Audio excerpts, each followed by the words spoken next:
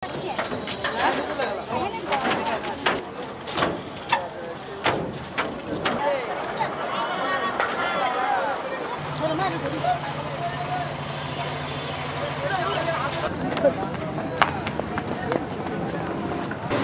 যেমন অনেক 50-60 হাজার টাকা বেচা কিনা কোনো ঘটনা ছিল না, এখন যেমন 20-25 হাজার টাকা বেচতে অনেক কষ্ট হয়ে যায়। দীর্ঘ 8 বছর যাবৎ আমাদের এই প্রশাসনিক ডাক্তার গোলাম মোল্লা সেতু বন্ধ থাকার কারণে আমাদের এই পারে ব্যবসায়ীরা ওপারে মাল নিতে পারি না, ওপারে ব্যবসায়ী যারা তারা এই পারে মাল আনতে পারে না, আমরা ব্যবসায়ীরা ব্যবসা আগের মতো করতে পারি না, আমাদের ব্যবসাটা এখন নিম্নমুখী।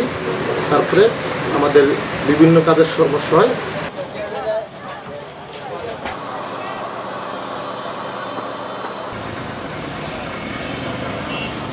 আমাকে উপার যাতায়াত খুবই অসুবিধা হয়েছে। আমাকে ব্যবসা বাণিজ্য হিসাবে মনে করেন বাড়ায়নি, ক্ষতির দিকে।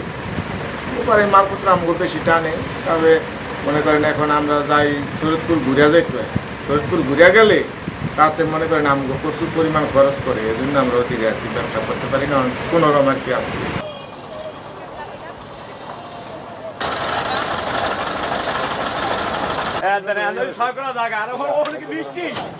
আমরা তো এখানে স্থানীয়, আমাদের নিয়মিত যাতায়াত করতে হয়, তো আমরা দেখি যে আমরা প্লাস আরও যারা এখানে যাতায়াত করে তাদের সবাই দুর্ভোগে একটা ভুগতেছে। তো যেরকম আমরা আছি কিছু স্টুডেন্ট, আমাদের প্রতিনিয়ত আমাদের যাইতে হইতেছে ইউনিভার্সিটি বা স্কুল কলেজ, সবাই আমরা অনেক বেশি হয়রানি হইতেছি। ঠিক মতন আমরা গাড়ি পাইতেছি না, আমাদের ট্রলার পাইতেছি না, ওইখানে আমাদের যাইতে যাইতে আমাদের ক্লাস অ্যাটেন্ড করতে পারতেছি না। এনজিওর কিস্তি প্রথমবার বিকাশ পেমেন্ট করলেই 20 টাকা ইনস্ট্যান্ট ক্যাশব্যাক।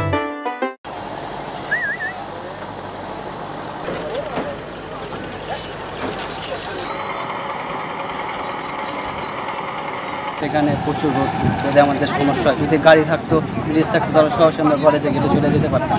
সেক্ষেত্রে আমাদের অনেকটা অসুবিধা বলতে বোঝা যায়। তাছাড়া বিশেষ করে মেয়েদের ক্ষেত্রে বোঝা যায়, তারা সচরাচর এই ট্রলার দিয়ে পারাপার করতে পারে না, লাভ দিয়া চাপ দিয়ে অনেক সময় অনেকে পড়েও যায়। সেক্ষেত্রে আমরা চাইতেছি দ্রুতই কার্যক্রমটা শুরু করা হোক এবং সবার পর্যবেক্ষণ নাই না এই কাজটা সঞ্চয়ভাবে সুন্দরভাবে প্রতিষ্ঠিত করুক, আমরা এটাই চাই।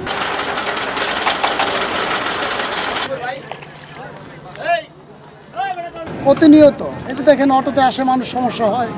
এখানে ট্রলারতে মানুষ পড়ে যায়, ট্রলার ডুবা যায়। আমাদের একের পর এক সমস্যা আছে।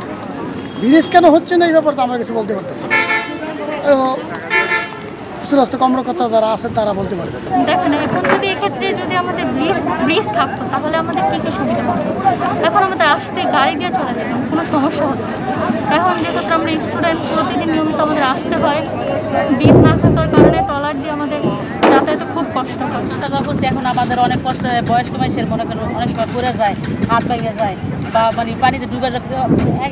প্রায় 4-5 বার এই যে মনে করেন ট্রলার ডুবে মানুষের যে অনেক ইজি।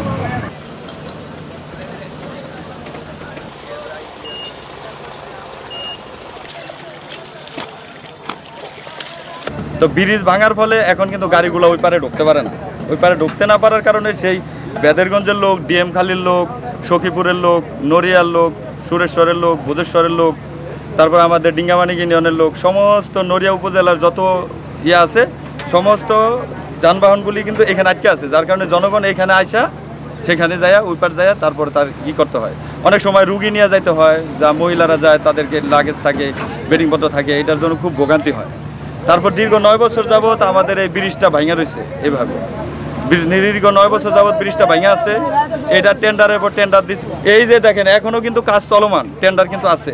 তারপর দেখবেন যে একজন শ্রমিক নাই, 1-2 ঠুকুর ঠুকুর করে ওই মনে করেন রড টড এগুলা পিটাইতেছে। এগুলা করে মানে যে কত বছর লাগবে এটার কোনো হিসাব নেই।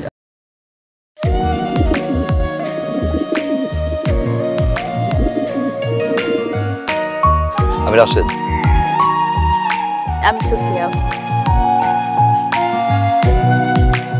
আপনার পোষা কবুতর, আপনার মায়া এখনো ছাড়তে পারেনি, এই জন্য উড়ে চলে আসছে। মায়া হচ্ছে ম্যাজিকের মতো, একবার মায়া বললে সহজে ভোলা যায় না। তুমি কি পাগল? আমি পাগল তো। সুফিয়া,